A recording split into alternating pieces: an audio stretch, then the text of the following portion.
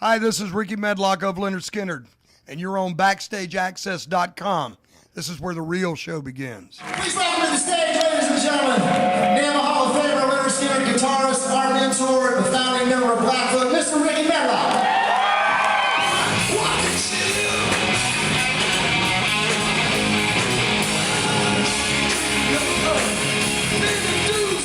BackstageAxxess.com. We're here at the NAMM Awards in Niagara Falls. It's actually, I believe, the 20th year. Is this the 20th year? Yeah. The anniversary of the Native American Music Awards. And we're here with a very special guest. You might know a little band called Lynyrd Skynyrd. And the guitarist from Lynyrd Skynyrd, Rickey Medlocke. Thanks for taking the time to talk to us, man. You betcha. It's my pleasure to be here. Yeah. And Niagara Falls, this is where it all began. And now this is the 20th year. And tell us, I know you're actually an inductee, 2008 Native American Hall of Famer. And what's this like awards mean to you personally?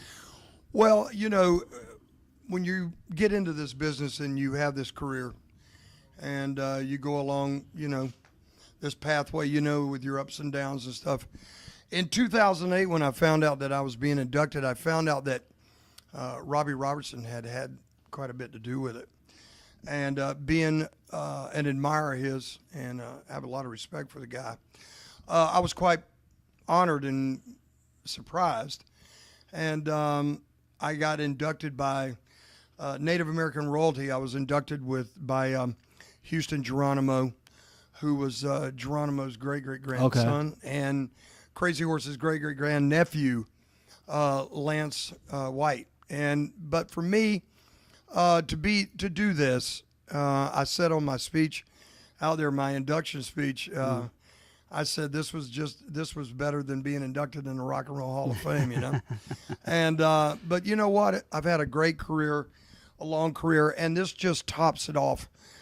Being honored by the Native American Society, for my own self being, Native American, Right. And firstly for me, this is probably one of the biggest honors. And now I got asked back this year to do the Hall of Fame induction for Russell Means, the actor and activist who passed away last year. And I just find that a great honor. Yeah. Well, in case people didn't know, there's actually a reformation of Blackfoot, and you have a lot to do with that. And I try to study up a little bit about it, but why don't you tell, because I'll probably get something wrong, but tell the fans out there what's going on with Blackfoot. Well, what happened was, in short, I've always had the ownership of the name and trademark. What we decided to do, one of our partners, Eric Liebel, brought forth an idea to myself and my manager after my deal with the original guys ran out, about putting a whole new generation of guys together, younger guys, because there's a couple of generations out there that really never heard of Blackfoot. Right. And so we decided, you know what, this is a good idea. It's going to be hard. Not a lot of people will accept it, but I'm always up for a challenge, a good challenge. So my whole thing was to get involved with it. I'm producing their first record and probably their second one, hopefully. How come you're not involved with it? How come you don't want to? I'm involved to the point on the of outside, where right. producing and writing songs with the guys. Right. To be honest with you, my life is so busy with Lynyrd Skynyrd and doing side projects. I just have enough time to produce these guys. So for me to be in the band would be kind of counteracting what I've really set out to do. Because the older fans really, nothing against older fans or anything, but they're not the record buyers that they used to be, and the concert goers and so forth and so on. So we're looking for good things out of this. Like I said, I'm in the studio right now doing pre-production on songs with the guys. They're going to play tonight. I'm going to get up and play one song with them, and it should be a lot of fun.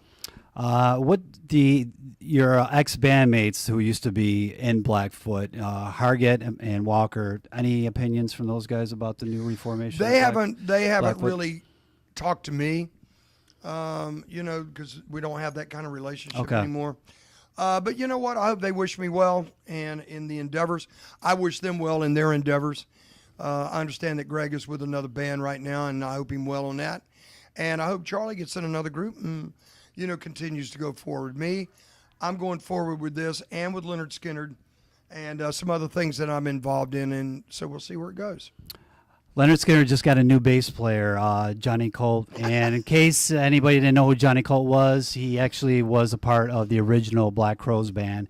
And that means Robert Kearns left and went on to Sheryl Crow. Right. Tell us, how did Johnny become part of the band and what happened with that process? Well, this is really interesting. The night that Robert left us, which was really sudden, it was an unbelievable surprise. We were getting ready to go in the studio the next day and start tracking the new record. And all of a sudden we get this call, and Robert says, "I'm out." And I was like, "You got to be kidding me, right?" Well, he had just talked to Johnny and told Johnny he was going to call Gary then.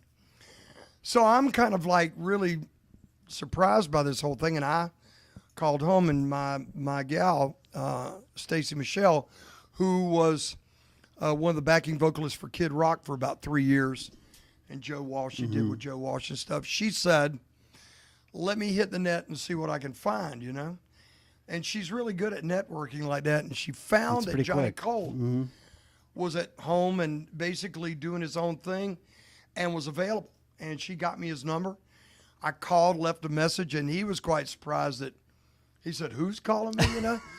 And so he called me back and said he was available.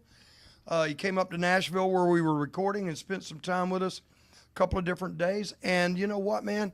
It was really a blessing in disguise. I mean, he has come in and slotted in so well with us and fits Lynyrd Skynyrd's motif, So I'm happy he's here. He's kind of my counter partner now in the band, And but our best wishes to Robert Kearns, too. He wanted to go on and do the Sheryl Crow thing, and I wish him all the best in it. 12 studio effort. Last of a Dying Breed just came out late last year. Tell us about the creative process with Lynyrd Skynyrd and what goes into an album and who comes up with the idea. I mean, is it the same as God and Guns, that, the same kind of process, or is it a different process for this last record? No, it's kind of the same thing. We walk in to a writing situation with all these ideas. We formulate the ideas, we pull them together. Then once we get to the studio, we'll make the arrangements and the changes and adjustments that need to be made. And this time we went in as a live band. All the guys in the band went in live, set up, laid it down live, and if there was a little mistake here and there, we'd go back right then and correct it. But what you're basically hearing, all but the vocals and maybe the leads, everything was done live. So it was pretty cool. And Bob Marlette produced this. That's right. Bob Marlette was with us on this effort again, and we've always had a great working relationship with him, and it works out well. And another guy who actually is did some work on the last two records with you guys is John Five, and a lot of people probably don't know how talented he is out there. I mean, he's done everything from Katie Lang to Rick Springfield to Paul Stanley to Lynyrd Skynyrd. I mean, he's a very talented guy. And Marilyn Manson, yeah, he can go everywhere. What's your relationship with John Five, and tell us about the him working. Well, John actually came to us actually on the album before this last one. Right. And you know what? John is a great guy to work with. He is so multi-talented. I remember when he first walked into us 2 albums ago, we said, "Man, what is your background?" He said, "Well, I was brought up in Nebraska," and he says, "My parents used to watch the TV show Hee Haw, and I was raised on that." And the guy took out his Telecaster and started playing all this Roy Clark stuff. We were like, "You got to be kidding me!" He's talented. So he's a multi-talented guy. We've written some good songs with him, man, and hopefully, on the next one we'll see about writing with him again. You guys will be out on the road this summer, Bad Company, and do you have any relationship with those guys at all? Man, Paul Rogers is a very good friend of mine. Okay. And, of course, I've admired him for many years, ever since I became a rock singer. He's got probably the most recognizable and extraordinary rock voices in the business. And I tell you, I'm looking forward to being out on the road with him again.